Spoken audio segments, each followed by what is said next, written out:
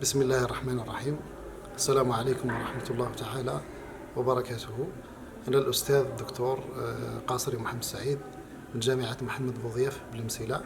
جئت للمشاركة في فعاليات الملتقى الوطني بجامعة الأمير عبد القادر للعلوم الإسلامية، والذي يدور حول المدرسة التاريخية الجزائرية والمذكرات التاريخية لقادة الثورة التحريرية. بطبيعة الحال هذا الملتقى يعتبر لبنة في إطار التأسيس لمدرسة وطنية تعنى أو تدرس هذه المذكرات، تدرس الوثائق التاريخية خدمة أو تثمينا لفعاليات هذا الملتقى. شاركنا بمداخلة، هذه المداخلة تحمل جانب نظري وجانب تطبيقي، ومداخلتي لم تكن انطلاقا من فراغ، وإنما كانت عن تجربة. هذه التجربة التي سبق وأن خضناها في إطار فرقة بحث بجامعة محمد بوضيف بالمسيلة، والموسومة يعني هذه الفرقة بالثورة الجزائرية من خلال المذكرات 1954 1962، دراسة تحليلية ونقدية.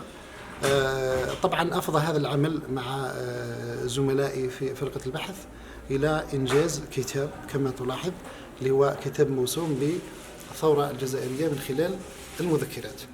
وهذا الملتقى يصب أو هو تكملة لما جاء في هذه الفرقة.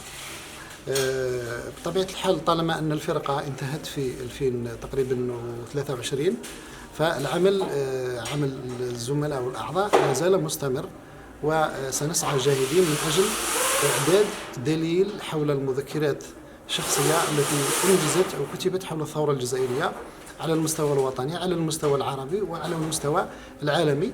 وهذا الدليل طبعا قد يكون دليل ورقي، في نفس الوقت قد يكون دليل رقمي إلكتروني، ولما لا، ونحن نعمل جاهدين على هذا العمل.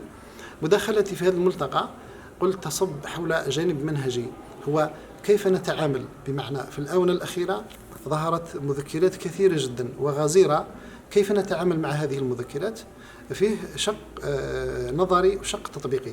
بالنسبة للشق النظري، أنا في رأيي أنه هذا الباحث قبل أن يلامس، قبل أن يتعامل مع المذكرات، يجب أن يحضر وينجز 3 بطاقات أساسية. البطاقة الأولى تتعلق بالمؤلف أي بصاحب المذكرات، فهو يجب أن يلم به إلماما من جميع الجوانب، من مولده، من نشأته، من تعلمه، من انتمائه الإيديولوجي ولا السياسي، من يعني كل ما يتعلق بالمؤلف.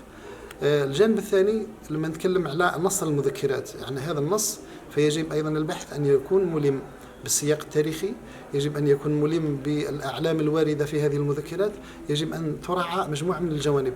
البطاقة الثالثة هي حول البحث نفسه، معنى هذا البحث فيه يجب أن تتوفر فيه شروط، اللي هي النزاهة العلمية، الموضوعية، الإلمام بالمؤلف، الإلمام بالسياق التاريخي للمذكرات، الإلمام بكل هذه الأشياء. بعد أن يتأكد من نفسه أنه قادر ولا توفرت فيه، يمشي للمذكرات. طبعا هذه المذكرات أنا وقع اختياري على مذكرات الرئيس الشاذلي بن جديد. ماذا سندرس في هذه المذكرات؟ الطالب البحث يتساءل كيف ندرس هذه المذكرات؟ المذكرات تحمل مادة غزيرة جدا، يعني فيه قضايا سياسية، قضايا اجتماعية، قضايا عسكرية خلال الثورة الجزائرية. فأنا وقع اختياري على نقطة أساسية جدا، يعني صدفة، اللي هي تمرد محمد شعباني. فكيف عالج الرئيس الشاذلي بن جديد هذه النقطة؟ طبعا هو هنا قبل ما نمشوا للعمل التطبيقي عالجها في نقاط أساسية، يعني يشير إلى أسباب التمرد، يشير إلى كيفية القضاء على التمرد، ويشير أيضا إلى إلقاء القبض على محمد شعباني وتنفيذ حكم الإعدام وإعدامه. بالنسبة للنقد والتحليل، هذا الدور الأساسي الذي سيقوم به الباحث، وهو راح يطرح مجموعة من التساؤلات، يعني ممكن الوقت لا يسعنا إلى الحديث عنها. هذه التساؤلات هي أساسية بالنسبة للمؤرخ، اللي هي متى وأين ولماذا وكيف. فعندما يجيب عن هذه التساؤلات، لماذا هذا التمرد؟ كيف ألقي عليه القبض؟ لماذا حكم عليه بالإعدام؟ في الخاتمة أنا توصلت إلى جملة من النقاط. هذه النقاط اللي فيه نوع من التناقض في المذكرات عندما نستخدم المنهج المقارن بين ما جاء في مذكرات الرئيس الشاذلي بن جديد الذي يحمل المسؤولية الكاملة للرئيس أحمد بن بلة، وأنه في مذكرة شاهد على العصر أن الرئيس أحمد بن بلة ينفي، وأنه يقول أنا سمعت الخبر في الجريدة أنه ويشوف باللي إعدام شعباني هي خسارة للوطن وخسارة. الشق الثاني لاحظوا اللي هو التسرع في تنفيذ حكم الإعدام.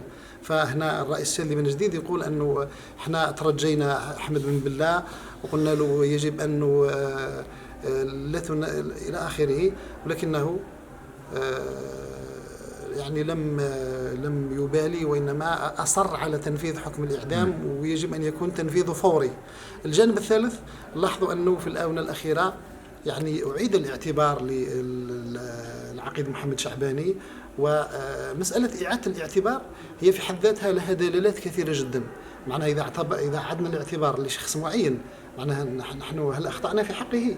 فهذا يعني تساؤل يطرح وجدير أنه يدرس. الجانب الأخير عندما نتكلم عن الحقيقة التاريخية يعني هدفنا أنه نريد كتابة وإعادة كتابة تاريخ جزائري أصيل ونزيه وتاريخ هادف وبأقلام جزائرية، بعيدا عن الطرح الكولونيالي والمدرسة الغربية والمدرسة الاستعمارية. وشكرا جزيلا.